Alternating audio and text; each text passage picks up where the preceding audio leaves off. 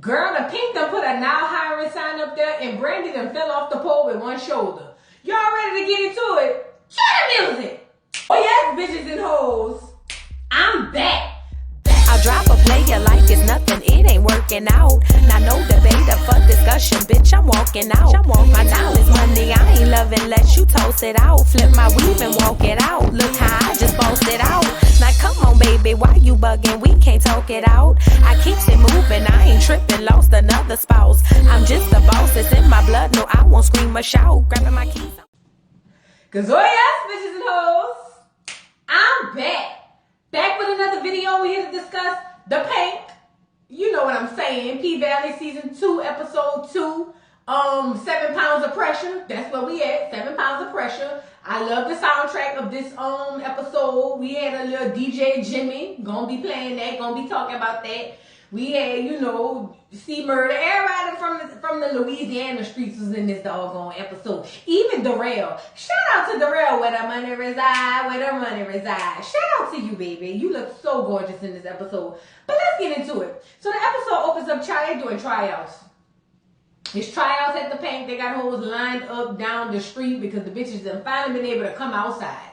And Big L is walking through the line like he's a owner / pimp of everything, and he sees one girl. I want to say her name. What's her name?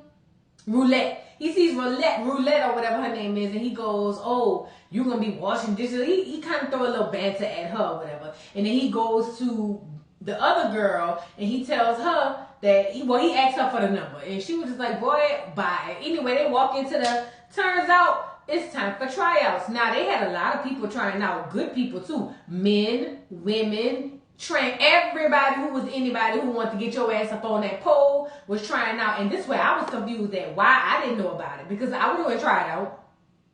I probably wouldn't have made it, and I probably would have fell off the pole, but I still would have went up there. Girl, what is you saying? Like, girl, please.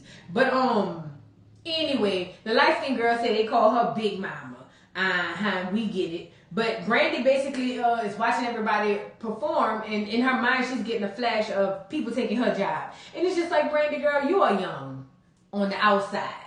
But in the stripper world, you really is an auntie fad. You almost a grandma fad. You got to let it go past the torch, baby.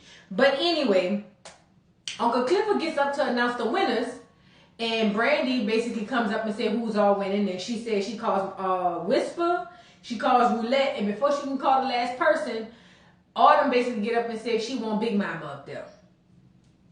Brandy feel like how the hell you gonna pick her? Like, girl, this is bigger than just dancing on the pole. Dancing by the pole. Because apparently during Big Mama's doggone audition, she wasn't really popping on the pole. Actually, she was horrible on the pole. By the pole, she was good. But on the pole, she was trash. So Brandy was like, girl, look, this ain't no damn Sunday school. I don't have to teach these girls. Like, why would you pick her? And Autumn was like, I see something in her. This is my opinion, girl. She light-skinned, she cute, and she could pop it on side of the pole. That was all she needed. You know how it is for the light-skinned girls. No shade, but y'all know how it is. You know what I'm saying? But basically, Mercedes was like, girl, I'm not no teacher. Like, what is you saying? And Autumn was like, well, technically, you are a coach. And she meant as far as she got the girls in her dance studio. So she wasn't right, but she wasn't wrong. If you know, you get what I'm saying? But not Brandy. Mercedes was like, girl, look, you can go bring her over there to be a bartender or something, but over here, that ain't what we doing. And Autumn was like, you know what, girl, come on. And in my opinion, I feel like Autumn was saying that because she'll let her bartend for now, but she'll definitely be on the floor. That's how I feel. Brandy runs behind Uncle Clifford and was like, you letting this girl just make all the decisions? Like, what is going on? But as that's happening, Corbin show up and basically wants to try to buy the paint. But he only want to buy the paint for like $500K, right?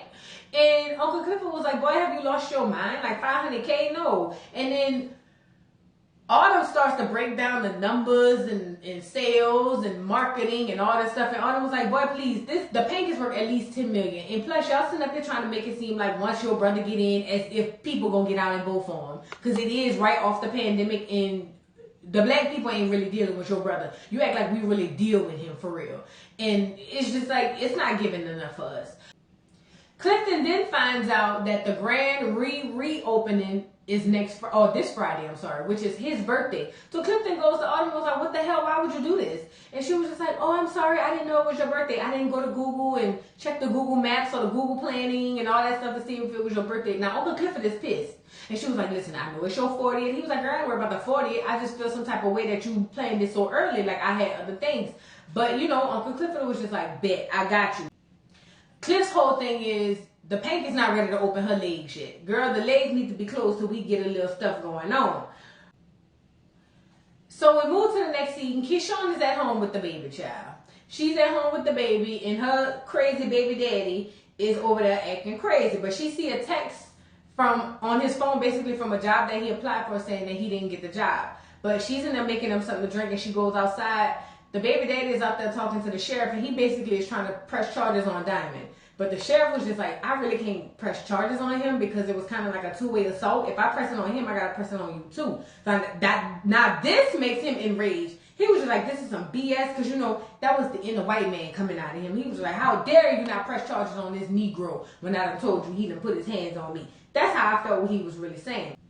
The baby starts crying. He go inside to get the baby. And Keyshawn thanks the sheriff for coming by or whatever the case may be. And then he goes, yeah, I heard about the new owner. He's mentioning Autumn. That's who he's talking about. And he was like, did you happen to get her real name, by the way? And Keyshawn was like, no, I don't have a real name. Like, what is you saying? I'm not a snitch. Stop acting crazy. So we move to the next scene. Brandy's over there showing the girls her pole dance. And she hurts her shoulder. Now, when she hurt her shoulder, Big Mama go over there and say, girl, you want me to get you some green alcohol, some blue alcohol, whatever color the alcohol was. And, Brandy took offense to that. Like, Heifer, you trying to say I'm old? In stripping age, yes, you at least midlife. At the very least, Brandy. You got, Mercedes, you got to accept that now. This is getting out of hand. You an old woman. You're not an old woman on the regular streets, but on the stripper streets, you's an old woman. Them girls be dancing at 15, 16. You an old woman. You almost a senior citizen. Where's your AARP card? You got to stop acting like that. We move to the next scene. Brandy's mom is at the church where the blessings reside. Is that what she said? Yeah, where the blessings reside, where the blessings reside. And she giving away food and blessings because that's where they reside. And I'm just sitting up here saying, this is why I don't trust the church. Ooh, Lord, that's why I don't trust the church. So Uncle Clifford come in because he's pissed about the whole ordeal. He don't like the fact that what's going on. And then his grandmother was like, well, boy, what's going on? He was like, this bitch decided to have the doggone grand opening or reopening on my birthday. And she was like, oh, that's messed up. But you know what, Cliff? Don't worry about it. We can go ahead and have our own little party and do our own little thing. And Uncle Clifford was like, it ain't about the birthday. It ain't about that. It's just the fact that Uncle Clifford feel like Autumn is overstepping her bounds. She's doing too much. She's really doing way more than too much. But, his grandmother was just like, look, you got to stop acting like that. Like, you got to get over it so we can move forward. She was like, so what you want us to do? You want to kill this bitch? Like, what you trying to do? And he was just like, man, like, I don't care. I ain't trying to do all that. And he said, and the problem is I ain't had no peen in 5 months. And immediately my heart went out to him. I was just like, ooh, 5 months. I felt like my soul left my body. 5 months, oh no, that's a lot. Like, oh Lord. But the grandma said, boy, please, try 15 years. You'll be all right. I got no sympathy for you. But there's a knock at the door. So as the door is a knocking, grandma's trying to call Clifford, but Clifford is all in his feelings and drove and tired and through, crying and snotting.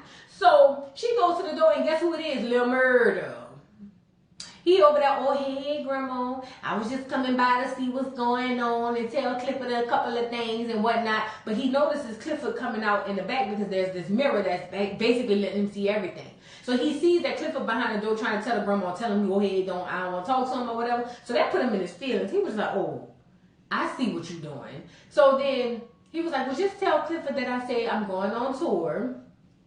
And then, I had a couple of things I wanted to tell him, and I wish I could say other things to him while he's looking in the mirror, watching Clifford touch the door. You know how they do in the movies and in the TVs. They be touching the door like, oh my God, I don't want you to leave, although they telling you to leave. Y'all get what I'm saying. But, yeah, he's doing all that. And he basically says he should have handled things differently. And he's wanted to let him know that before he go on tour. But child, please. Anyway. The grandma closed the door and tell Clifford, you hollering about you ain't had no peen in 5 months. and it was just DoorDash to your goddamn door. You don't want no pen. And I'm with grandma. He obviously don't want none. Because even if I ain't want to be bothered, still would have opened the door and told him, come on back.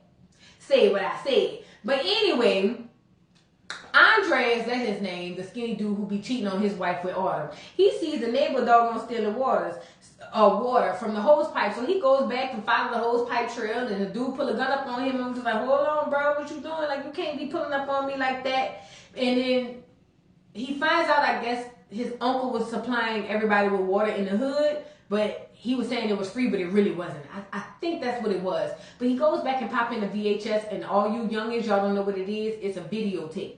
It goes in a VCR. I know you don't know what it means, but I'm telling you right now what it is. But he pops in a VHS, and basically his uncle or godfather or whoever, you know, however he identifies him to be, was basically like, hey, what do you want to be? And he was like, I want to be the president. He was like, you can't be the president. Basically, it was kind of like a way of instilling confidence in him. And that made him smile. We move to the next scene.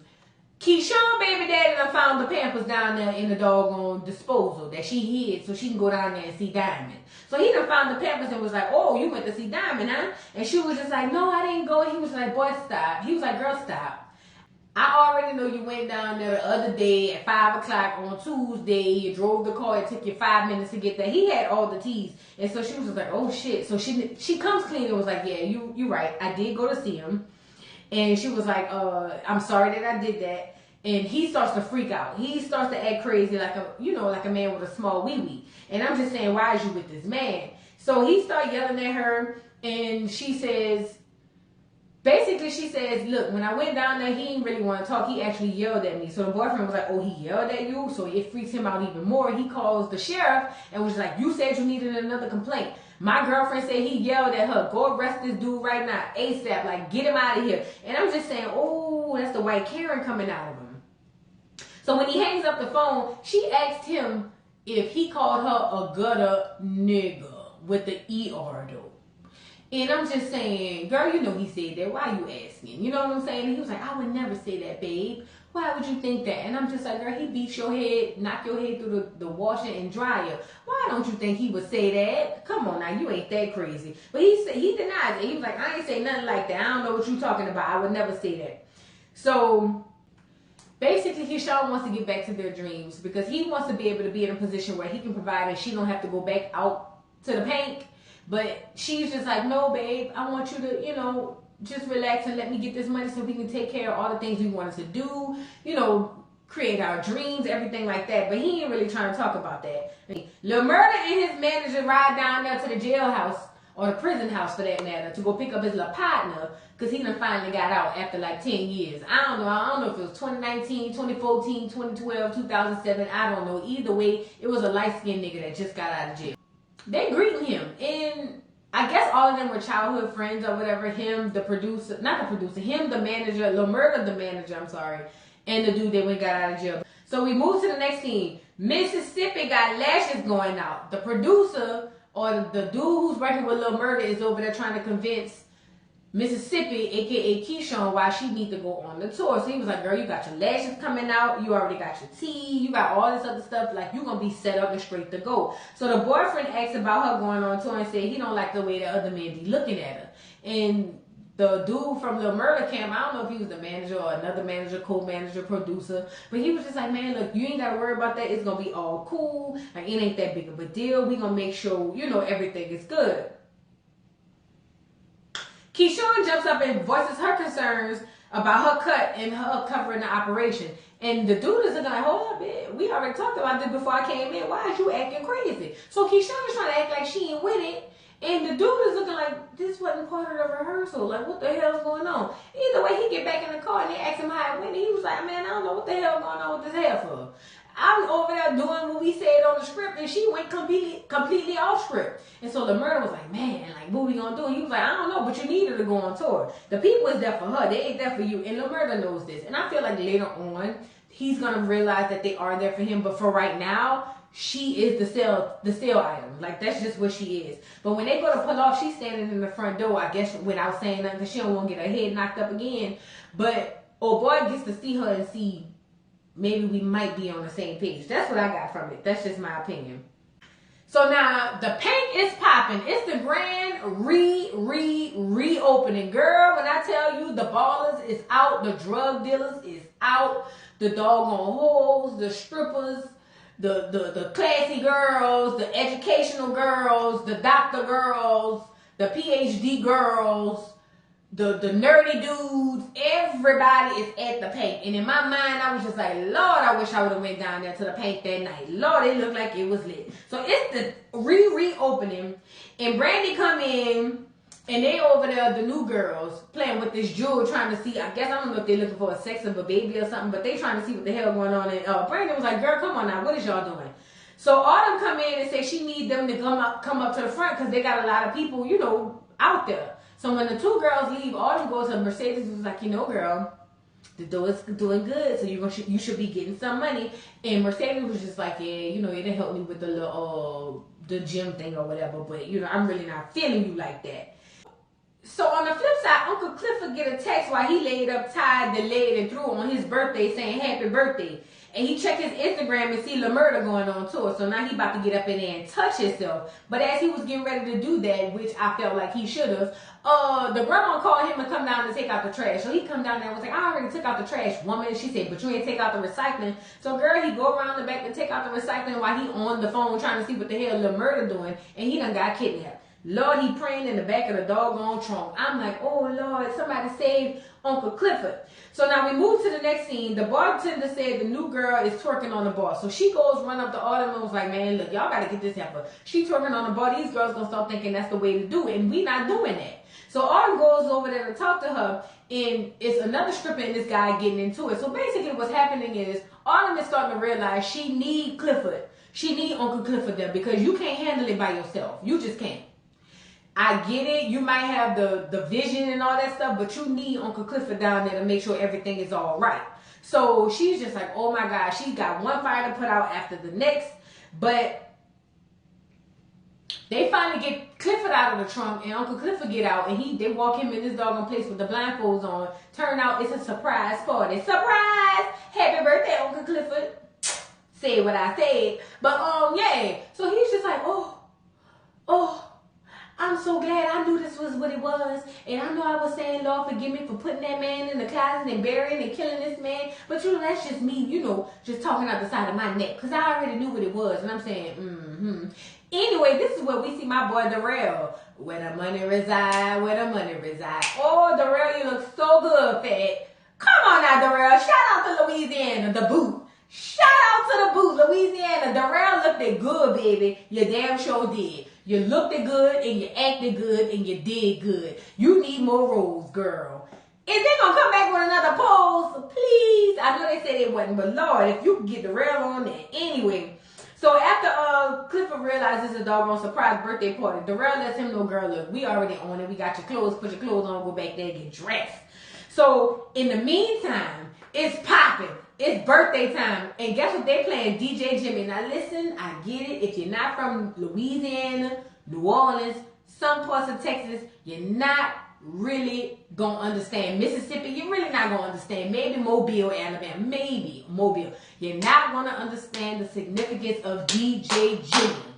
DJ Jimmy, along with DJ Jubilee, was one of the first bounce artists of all time, okay? And if you want to know what bounce is, look at Chris Brown songs, look at Rihanna songs. Everybody using bounce influence. Everybody is the City Girls. Everybody is using bounce influence. If you don't believe me, put in your Googles New Orleans bounce and see what the hell going on. But anyway, they're playing DJ Jimmy. Shake that thing like a soul shaker. Shake, shake that thing like a soul shaker. Do it, baby, stick it, baby, do it, baby, stick it, baby, do it, baby, stick it, stick it, baby, do it, do it, baby, stick it, baby, do it, baby, stick it, baby, do it, baby, stick it, stick it, baby, do it, shake, shake that ass like a soul shaker. And girl, look, I had to rewind it so I could get up, because that was some old school, you know what I'm saying? I ain't gonna tell you how old I was when that came out, but that was real old school. Shout out to the Pynk for playing some real stuff, okay? But anyway, they playing DJ Jimmy.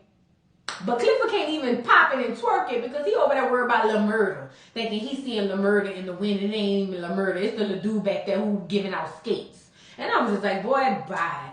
Anyway, Brandy goes up there to the girls. Mercedes goes to the girls, and she wants to start practicing. And the girl's like, girl, practice? What is you saying? When you trying to practice? It's the night of. And she was like, look, girl, we need to do what we got to do. So the big mama, the real spiritual one, is trying to ask the pole if they're going to make money tonight. And the pole said they're going to make some coin. So now Brandy is looking like, Mercedes is like, this heifer is throwing off. Like, what the hell? Like, what's going on? On the flip side, Darrell, Uncle Clifford, Uncle Clifford, and everybody over there at the doggone party having a good time. And Darrell said he see trade. All the girls know who Trade is, but he see Trade, and Uncle Clifford was like, "Child, don't mess with that." And he was just like, "Shit." Uncle Clifford said he probably ugly when he take his mask off, or when Baby took his mask off, he was just as fine. And Darrell said, "Oh no, fat. He fine with the mask or without the mask." And then Uncle Clifford was just like, "Child, look, leave that alone. They ain't nothing but heartache, this pain, train." You know what I'm saying? That's all, everything that you don't want, fat. And the girls are just like, "Boy, what is you saying?" So then he pulls up the picture of Lil Murder and was just like, "I know what I'm talking about." And so now I think her name is Monroe. I can't remember her name, but she was just like, "Oh, is that your son?" And I was just like, "Nah, his son, not Big Clifford's son, Uncle Clifford. Don't do that." But Uncle Clifford said, "Child, next thing you know, you'll be bent over the jukebox looking crazy." One of the people over there basically told Uncle Clifford, "Look, rule number 92 is the truth. Go get who you want and be with who you want. That's it." And she was just like, "Girl, bye." Uncle Clifford was like, "You was in jail for soliciting. I'm not playing with you." But she goes to get some skates. And the dude who she thought was Uncle Clifford was back there talking about happy birthday and pulled out his Johnson. We all know I love to see a good one. But he pulled out his Johnson, and Uncle Clifford ended up back there getting some heads. We move to the next scene. They announced Mercedes. Okay. Roulette and Big Mama is out there tearing it down as they should. But when they announced Mercedes, Mercedes is out there cutting up as she should, because she is the girl of the girls, right? Like, she cutting up everybody, throwing money. She got the shoes on fire. Everybody's acting crazy, but she started to notice that people are noticing Roulette and Big Mama, and she ain't like that. So she was like, "Let me get up this pole and show these fools what I could do." So she climbs up the pole, get all the way up there with one good shoulder, and girl ended up trying to grab on with the other one and fell down to the pits of hell. And I said, "Oh no, somebody call the ambulance." Not the ambulance, the ambulance. Somebody get the ambulance. All we know is Mercedes came to, and she wasn't even at no hospital. Uncle Clifford said they was booked and busy, so he had to bring her down there to Diamond. Now, I didn't realize, or maybe I didn't remember, that Diamond is into the hoodoo, into the spiritual stuff. So Diamond is over there healing her, asking her how long she had the pain, and, asking her all these questions. He ended up going to get these jewels and putting it over her and snapping his fingers and doing his steps and doing it all by himself. And next thing you know, she started catching the doggone. And Autumn was like, "Hell no, get me out of here." And you smart, Autumn. I'd have got the hell up out of there. I'd have called her outside. "Girl, I'm not standing here while y'all perform these doggone." "Girl, please. What you think I am, a disciple of Jesus?" "Girl, please." But so he finally heals Mercedes. And he tells her he took 7 pounds of pressure out of her shoulder. And Mercedes was like, 7 pounds? Pressure? Shoulders? But she feeling better, so that's all that matters. It's just like, girl, why you care what's going on? But Brandy gets mad and look at Autumn and was like, "This is all your fault." And Mercedes, it's not all her fault. At the end of the day, you're getting up in the geriatric stripper ages, girl. You got to accept that. Autumn trying to make sure the hoes is there and on deck for the niggas when they come spend their coin. Now you got to stop that. Autumn then turns around and go ask Diamond how he got Martavius' ring. Now, I want to say Martavius is the dude that they shot. Listen, I don't remember. It's been a long time. But he was just like, "Man, look, this is my protection and yours, so we both won't get in trouble. Stop asking questions." Autumn basically offers Diamond another job at the Pink. She was like, "Listen, we need you there. I get it, everything's been going on, but we need you back at the Pink." And he was like, "You know what? I do need another job. So, if let me think about it." Brandy then catches up to Autumn as Uncle Clifford is trying to tell Autumn to go ahead because he's going to try to get Diamond back. And she was just like, I keep having these dreams of, people walking out on me or whatever, or you walking out on me for that matter. And in that dream, you kept walking out on me. And Autumn was just like, "Wait a minute." And she was like, "Girl, look, it's about time for you to hit the road, Jack. And she was like, but wait, can't you wait till tomorrow? And Brandon said, girl, no, it's today. You got to go today, fat. Don't want to hit it. So now Autumn is sitting up there looking crazy. And I'm saying, girl, you got all this money. You got to stay with this girl. I never really understood that. I would take at least a couple of dollars out, whatever you gave her, to make sure I had a place to stay. I'm on roommates. Girl, please. Ain't about to do that. But the next scene, Keyshawn is making plans, but her baby daddy said he didn't get the job. So he lets her know, girl, look, they're going to send me a text and I didn't get the job. But Keyshawn already knew that. So she was like, oh, I'm so sorry, baby. And he was just like, man, I'm just trying to keep my head above water like the white Jeffersons. You know what I'm saying? Not the white Jeffersons, the white Evans. Like good times. You know what I'm saying? Before he can get on his bag or get in his bag, she was like, look, we hadn't fought in days. Let me lay you down and put some good loving on you. So she laid him down and was just like, let me take care of it, babe. And got on top of him. You know, anybody who really know what the hell going on, know that's the way you need to be, you know, to make sure everything is everything.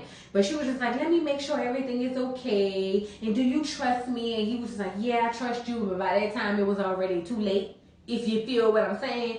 And she was just like, okay. And she was like, I almost Asta La Vista a man for you. So that tells you how loyal I am. Don't act crazy. And he was just like, oh, I know. So they ended up going to do what they need to do. That was a real sexy scene, by the way. So we moved to the next scene. Autumn is unpacking at the Pink. Autumn that got kicked out had her drawers and bras all coming out the plastic bag at the Pink. She in the back. So she's in the back of the Pink drinking because she knows it's going to be hard on that floor tonight. And she's just thinking about a lot of things. So she's doing all that, and somebody starts knocking at the door. So Autumn goes to walk to the door, in which I think she was going to open it, but I think she saw the pole and was just like, oh, girl, let me hop back on it for old time's sake. So she hopped back on it, took a little robe off, she cutting up, acting crazy, and old Andre walked in. And he was just like, oh, that's what we doing? And she was like, how you getting here? He said, the Pink don't close, until 5. I love the Deep South. One thing about us, we gonna drink and we gonna stay entertained all night.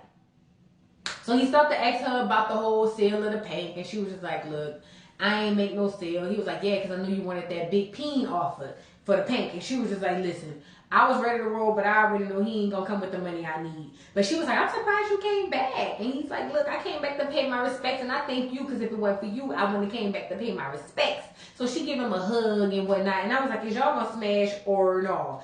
At the end of the day, Keyshawn gets in the car, aka M.I. Crooked Letter, gets in the car with Lil Murder, his hearse driver, aka manager. I don't know if the other dude was the producer or whoever he was, whoever it is on his team. And she gets in the car and she's going on to her. Girl, look, this was a lot. Don't sell the Pink unless you're getting a good coin. Now, I don't even think you should sell it at all. Because the grandma that had it, like, you know, it's got a little monumental, like, things for me. That's just my opinion. But I love it. I'm here for it. Y'all drop down in the comments and let me know what y'all thought about it. Please don't forget to like, subscribe, like it more than anything. Please just like the video. Even if you click on it, you don't like it, just like it. You know, for me, I got you. But go ahead, like, subscribe, hit the notification bell. And I'll see you hoes later. Bye.